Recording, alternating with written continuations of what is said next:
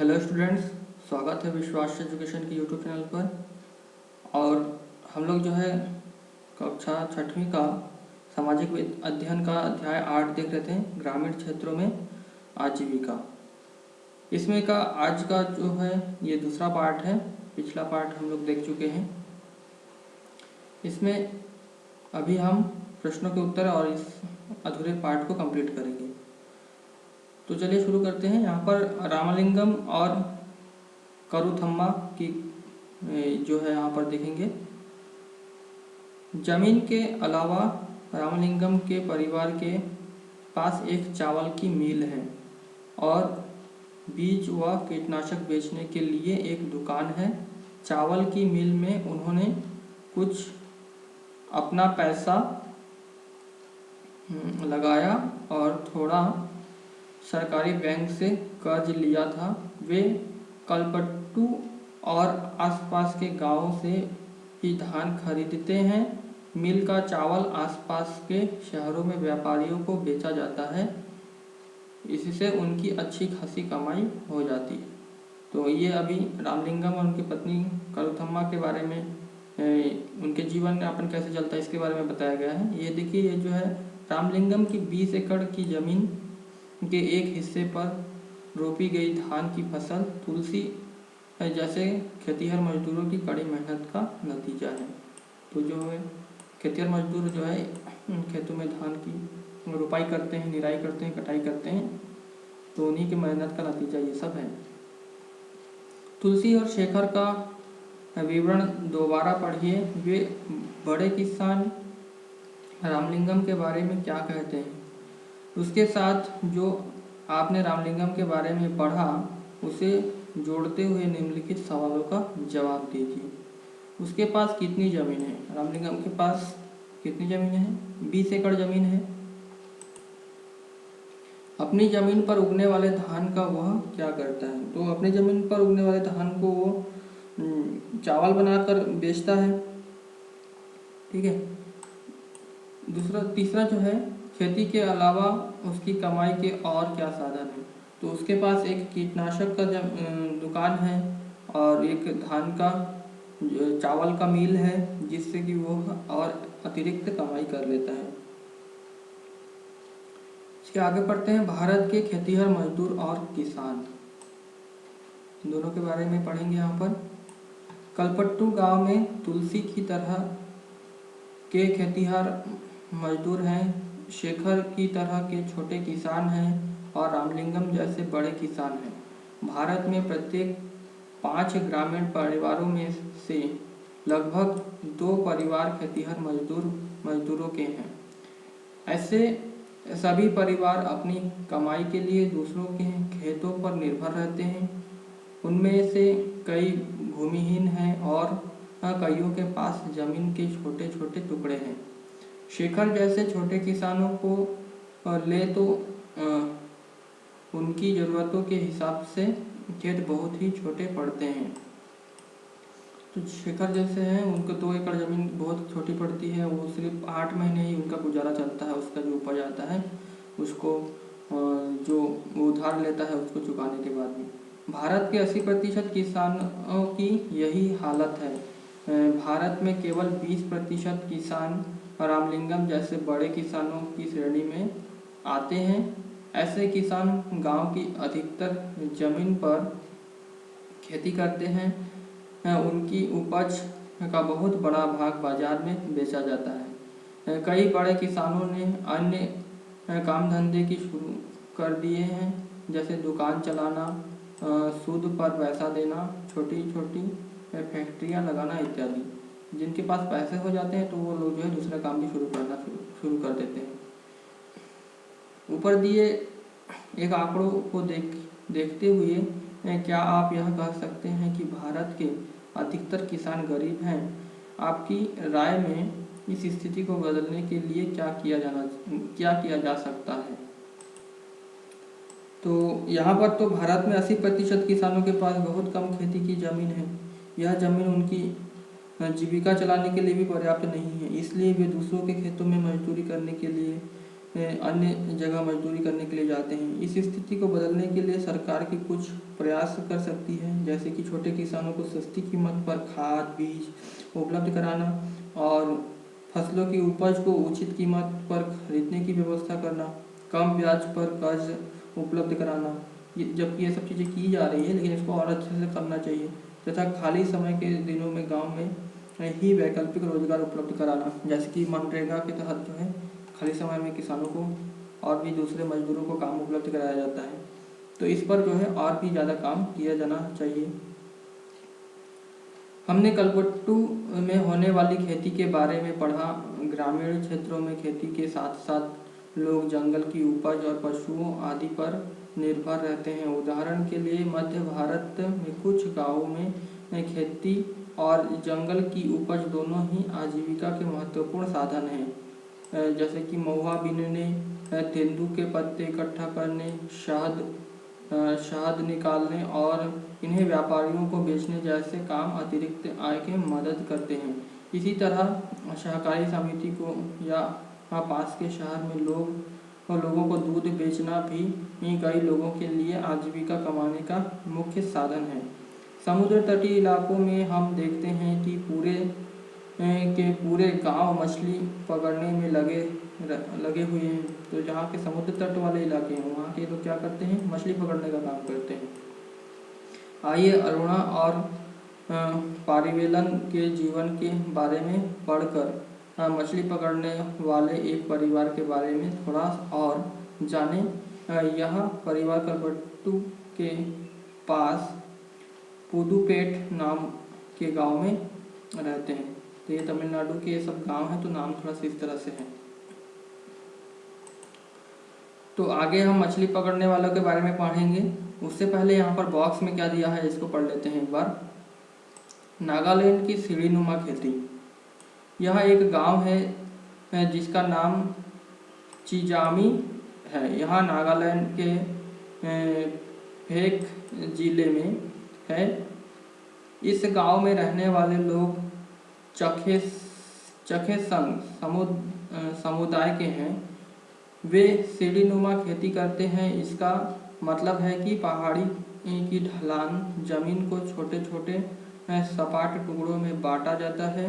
जैसे कि आप लोग यहाँ पर ये चित्र में देख रहे हैं कैसे जमीन बनाई गई है छोटे छोटे टुकड़ों में, और उस जमीन को सीढ़ियों के रूप में बदल दिया जाता है। प्रत्येक सपाट टुकड़े के किनारे को ऊपर उठा देते हैं जिससे पानी भरा रह पाए।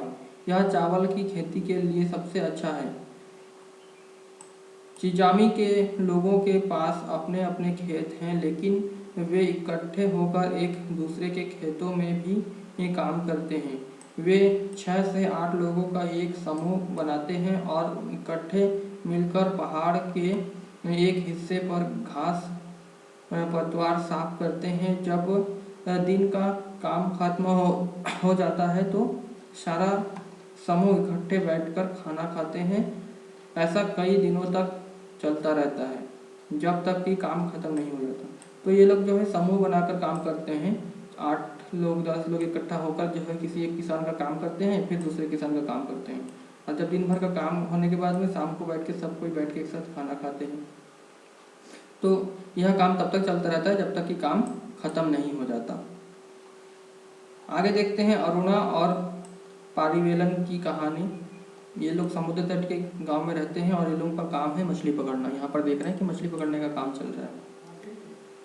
पदुपेट कलपट्टू से ज़्यादा दूर नहीं है। यहाँ लोग मछली पकड़कर अपनी आजीविका चलाते हैं। इनके घर समुद्र के पास होते हैं और वहाँ चारों ओर जाल और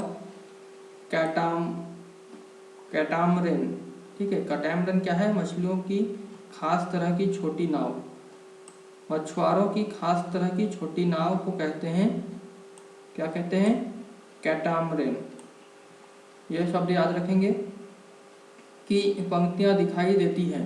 सुबह 7 बजे समुद्र किनारे बड़ी गहमा गहमी रहती है। इस समय सारे कैटामरैन मछलियाँ पकड़कर लौट आते हैं। मछली खरीदने और बेचने के लिए बहुत सारी औरतें इकट्ठी हो जाती है। मेरा पति पारीवेलन, मेरा भाई और जीजा आज बड़ी देर से लौटे। मैं बहुत परेशान हो गई थी। ये हमारे कैटामरैन से इकट्ठे ही समुद्र में जाते हैं। उन्होंने बताया कि आज वे तूफान में फंस गए थे। तो यहाँ पर जो है अरुणा के भाई जीजा और उनके पति जो है तूफान में फंस गए थे, इसलिए आने में देरी हो रही थी, तो उनको चिंता हो रहा था। आज जो मछलियाँ पकड़ी गई उनमें से मैंने परिवार के लिए कुछ मछलियाँ एक तरफ उठा कर रख दी, बाकी मैं नीलाम कर दूंगी। इस नीलामी से जो पैसा मुझे मिलता है वह 4 भागों में बंट जाता है। 3 हिस्से उन 3 लोगों में बंट जाते हैं जो मछली पकड़ने जाते हैं। बाकी एक हिस्सा उसे मिलता है जिसकी नाव और जाल वगैरह होती है। चूँकि जाल कैटामरैन और उसका इंजन हमारे हैं, तो वह हिस्सा भी हमें ही मिल जाता है। तो ये जो है पैसा जो है बाद में हिस्सा करते हैं लोग, ये चीज़ बता रही है अरुणा। हमने बैंक से उधार लेकर एक इंजन खरीदा है जो कैटामरैन में लगा हुआ है। इससे ये लोग समुद्र में दूर तक जा पाते हैं और ज़्यादा मछलियाँ मिल जाती है। तो ये जो एनसीईआरटी में जितनी भी कहानी है ये पूरी तरह से वास्तविकता पर आधारित है। ठीक है, ये बहुत हद तक जो है वास्तविक जीवन को हमें हमारे सामने रखती है, तो जिसको पढ़ना बहुत ज़रूरी है। तो जो भी चीज़ें हम पढ़ रहे हैं 80% ऐसी ही होती है किसी समुद्र के तट के गाँव में। नीलामी में जो औरतें यहाँ से मछलियाँ खरीदती हैं वे टोकरे भर भर कर पास के गांव में बेचने के लिए ले जाती हैं। कुछ व्यापारी भी हैं जो शहर की दुकानों के लिए मछलियाँ खरीदते हैं। मैं दोपहर 12 बजे तक ही नीलामी का काम निपटा पाती हूँ। शाम को मेरा पति और बाकी रिश्तेदार मिलकर जाल को सुलझाते हैं और उसकी मरम्मत करते हैं, इसलिए अगले दिन फिर मछली पकड़ने जाना है। इसलिए कल सुबह 2 बजे से फिर समुद्र की तरफ चल देंगे। तो सुबह 2 बजे लोग देखिए मछली पकड़ने जाते हैं, कितना मेहनत करते हैं। हर साल मानसून के दौरान करीब 4 महीने तक वे समुद्र में नहीं जा पाते क्योंकि यह मछलियों के प्रजनन का समय होता है, तो उस समय मछली पकड़ने पर रोक लगी रहती है। यहाँ पर देख रहे हैं कि मछलियों को स्थानीय बाजार में मछलियाँ बेचती हुई मछुआरी ने, तो यहाँ पर जो है मछलियाँ बेची जा रही हैं। इन 4 महीनों में हम व्यापारी से उधार लेकर अपना गुजारा चलाते हैं। इस कारण बाद में हमें मजबूरी में उसी व्यापारी को मछली बेचनी पड़ती है और हम खुद खुली नीलामी नहीं कर पाते। वे खाली महीने काटना सबसे मुश्किल होता है। पिछले साल सुनामी के कारण हमारा बड़ा नुकसान हुआ। तो अरुणा बता रही है उनके पास क्या संकट होता है। जो 4 महीने वो लोग मछली नहीं पकड़ पाते हैं, उस समय जो है उनको व्यापारी से पैसा देना पड़ता है और उन्हीं को जो है उसके बदले में बाद में यह कम कीमत पे मछली उनको बेचना पड़ता है। जैसा कि हमने देखा था खेतिहर किसानों के और शेखर की कहानी में हमने देखा था कि उसको भी धान जो है व्यापारी को बेचना पड़ता है, उधार लिया जाता है इसलिए। तो मछुआरे के सामने भी ऐसी संकट आ जाते हैं। ग्रामीण क्षेत्रों में आजीविका के साधन, यहाँ पर जो बॉक्स में कुछ क्वेश्चन दिए हैं इसको देख लेते हैं। शेखर और अरुणा दोनों के ही परिवारों को उधार क्यों लेना पड़ता है? आपको उनमें क्या समानताएं और क्या अंतर दिखते हैं? तो यहाँ पर जो है शेखर और अरुणा के में कहानी में जो समानताएं हैं वो इस तरह से हैं कि दोनों ही परिवार जो है परिश्रम करते हैं, बहुत मेहनत करते हैं। दूसरा जो है दोनों ही व्यापारियों से उधार लेकर अपनी आवश्यकताओं को पूर्ति करते हैं और बदले में जो है वो धान और मछली व्यापारी को सस्ते कीमतों पर बेचते हैं। और अंतर जो है कि शेखर छोटा किसान है जबकि अरुणा का परिवार सिर्फ मछुआरा है, वो मछली पकड़ने का काम करते हैं। और अरुणा के परिवार के पास मछली पकड़ने के अलावा कोई अन्य काम नहीं है, जबकि शेखर खाली समय में जो चावल मिल में काम करता है और अपनी गाय का दूध बेचकर भी जो है कुछ आय प्राप्त कर लेता है। तो ये अंतर शेखर और अरुणा के परिवार का है। अगला क्वेश्चन है कि क्या आपने सुनामी के बारे में सुना है? यह क्या होता है? इससे अरुणा जैसे परिवारों को क्या नुकसान हुआ होगा? तो सुनामी समुद्र में आने वाली भूकंप के कारण उठने वाली विनाशकारी लहरें हैं, जो कि अत्यधिक ऊंचाई तथा तेज होती है। सुनामी के कारण अरुणा जैसे मछुआरों को जानमाल की काफ़ी नुकसान हुआ होगा और उनके घर पूरी तरह बर्बाद हो गए होंगे तथा अपने परिवार के कुछ सदस्यों को भी उन्हें खोना पड़ता होगा। जब बहुत ज़्यादा सुनामी आती है तो किसी की मृत्यु भी इससे हो सकती है। कई बार हम अखबारों में, समाचारों में सुनते हैं कि समुद्रों में मछुआरों को जाने के लिए मना करती है सरकार, क्योंकि सुनामी आने वाला रहता है। तो इससे जो है मछुआरों परिवारों को बहुत ज़्यादा नुकसान होता है।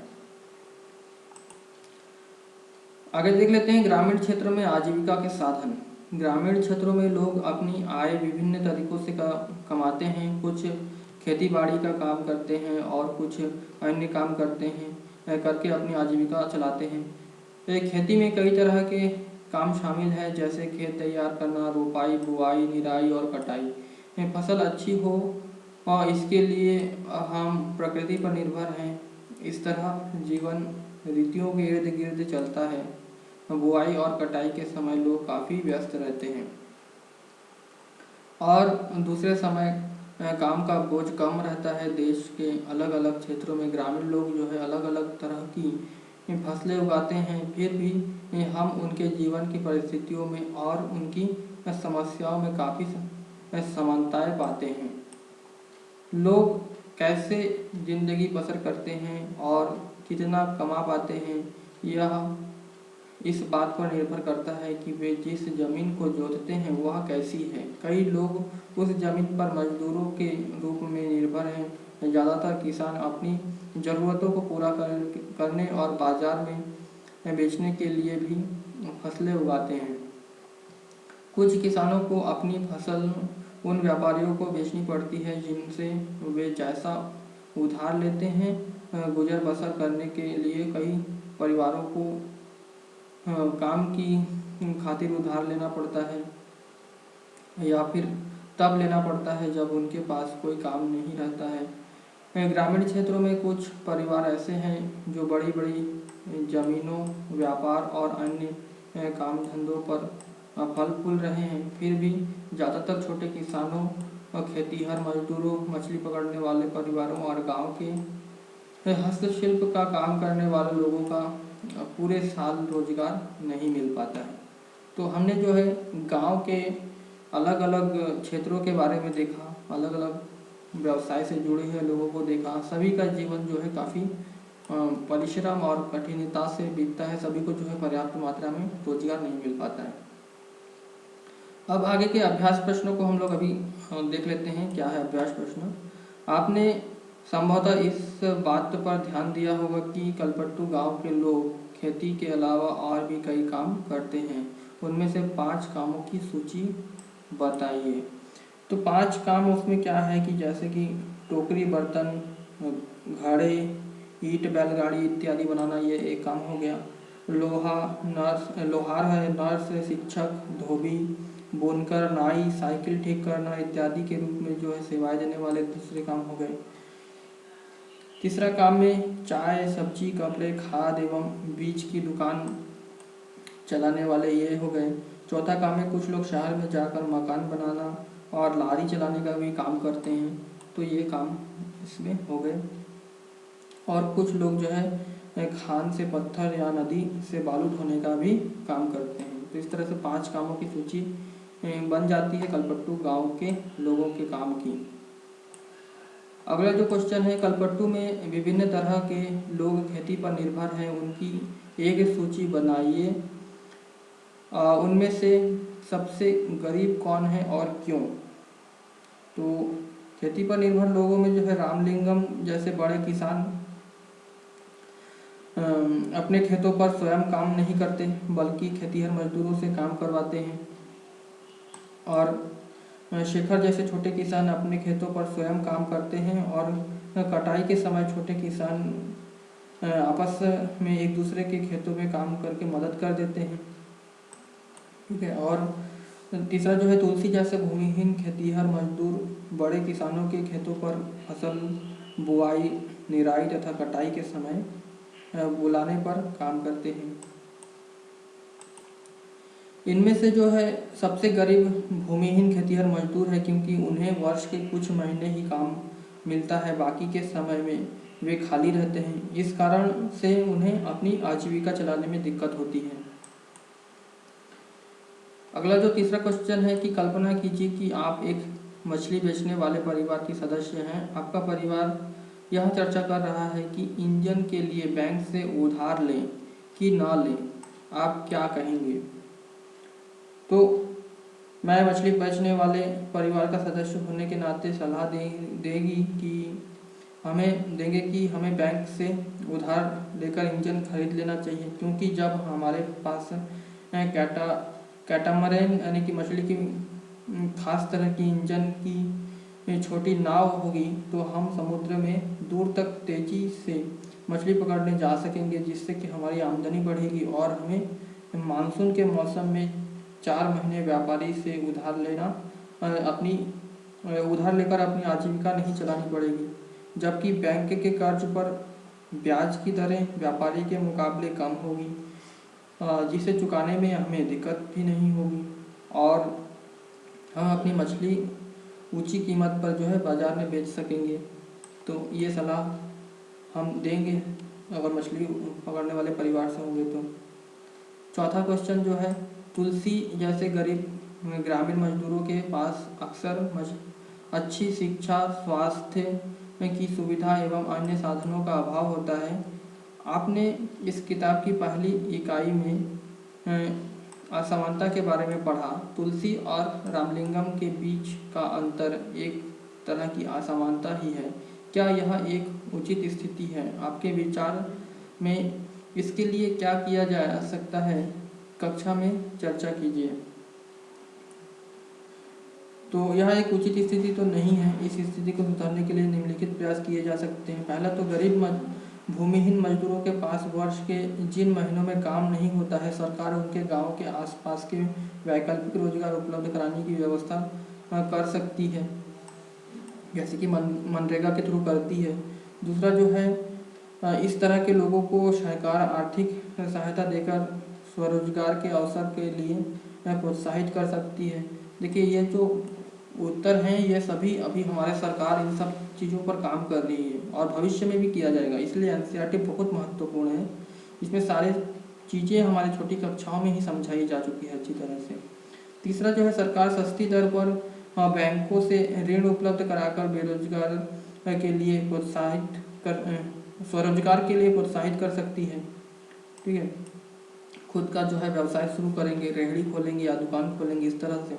चौथा जो है, सरकार इस तरह के लोगों को रोजगार प्रदान करने के लिए कुटीर उद्योग स्थापित कर सकती है, जहाँ पर जो है मजदूरों की जरूरत पड़ेगी। कुटीर उद्योग में हस्त निर्मित वस्तुएं बनाई जाएंगी। पांचवा क्वेश्चन है कि आपके अनुसार सरकार शेखर जैसे किसानों को कर्ज से मुक्ति दिलाने में कैसे मदद कर सकती है? चर्चा कीजिए। ऐसे ही क्वेश्चन जो है यूपीएससी में भी पूछ लेते हैं मेंस एग्जाम में। तो यहाँ पे भी सेम देखिए क्वेश्चन है कि कैसे हम उसको कर्ज से मुक्ति दिला सकते हैं। तो शेखर जैसे छोटे किसानों को फसल बुआई के लिए खाद बीज खरीदने के लिए व्यापारी से उधार लेना पड़ता है, जिसके बदले में उन्हें अपनी फसल सस्ते में व्यापारी को बेचनी पड़ती है। इस तरह किसान को दो तरह से नुकसान होता है। एक तो वह ऊंची ब्याज दर पर कर्ज लेता है और दूसरे उसे अपनी फसल का उचित मूल्य भी नहीं मिल पाता है। इसी कारण किसान अधिक परिश्रम करने के बाद भी अपनी आजीविका अच्छी प्रकार से नहीं चला पाता है और व्यापारी के जाल में फंसता चला जाता है। यदि सरकार छोटे किसानों को बुआई के समय सस्ती दरों पर बीज खाद उपलब्ध करा दे तो किसान को व्यापारी से जो है ऊंची ब्याज दर पर उधार नहीं लेना पड़ेगा और न ही कम कीमत पर व्यापारी को अपनी फसल बेचनी पड़ेगी और वह आसानी से अपनी आजीविका चला सकेगा। इसके अलावा सरकार किसान फसल को उचित दर पर भी किसानों की फसल को उचित दर पर खरीदने की भी व्यवस्था भी कर दे तो किसान व्यापारी की लूट से भी बच जाएगा, जिससे कि उन्हें अपनी फसल का उचित मूल्य मिलेगा और उनकी आमदनी बढ़ेगी। तो बहुत ही अच्छा आंसर है ये। और देखिए यही सब अभी किया जा रहा है। अभी जैसे मोदी सरकार के द्वारा सभी को 2-2 हज़ार रुपये किसानों को दिया जा रहा है, जिससे कि वो अपनी ज़रूरत की खाद, बीज और दवाइयाँ खरीद सकें। तो ये राशि को और बढ़ाना चाहिए, 2 से 5 हज़ार तक करना चाहिए। तो इस तरह से जो है किसानों की मदद की जा सकती है।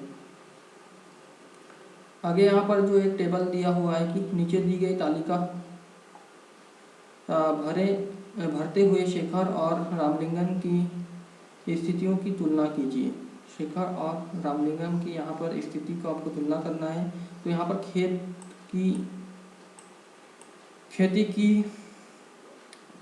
खेती की हुई जमीन में आपको यहाँ पर शेखर का कितना है, 2 एकड़ ज़मीन है, जबकि रामलिंगम का कितना है, 20 एकड़ ज़मीन है। ठीक है, शेखर का कितना है, 2 एकड़ है, इसका 20 एकड़ ज़मीन है। मजदूरों की ज़रूरत, शेखर स्वयं काम करता है, जबकि रामलिंगम जो है मजदूरों से काम कराता है। उधार की ज़रूरत, तो शेखर को खाद व बीज के लिए व्यापारी से उधार लेना पड़ता है, जबकि रामलिंगम को उधार नहीं लेना पड़ता है। फसल का बिकना, तो फसल से व्यापारी का उधार चुकाने के बाद शेष फसल घर के लिए रख लेता है शेखर, जबकि फसल जो है कस्बों, गाँवों और आसपास के शहरों में बेची जाती है। रामलिंगम उसको चावल बनाकर भी ज़्यादा मुनाफा कमाता है।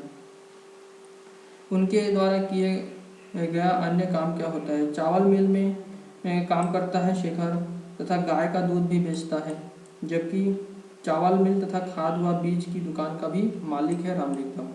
तो इस तरह से हमने ये अध्याय पूरा कंप्लीट किया। सभी प्रश्नों को अच्छे से विस्तार से समझा और उम्मीद है कि वीडियो आप लोगों को हेल्पफुल हुआ होगा। विस्तार से पढ़ेंगे तो एक बार पढ़ने से ही हमारा काम चल जाएगा।